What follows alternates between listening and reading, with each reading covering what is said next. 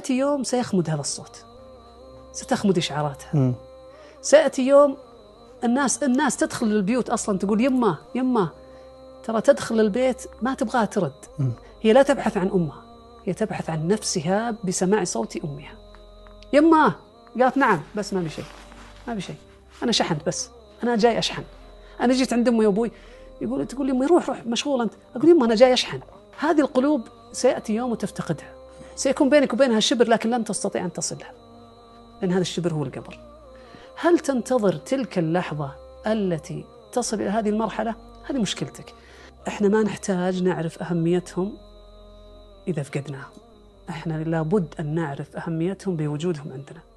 وهذه الفكرة كيف يكونون حاضرين في حياتنا بوجودهم ويفرحون ببرنا بهم، ثم بعد ذلك نرفع درجاتهم في قبورهم.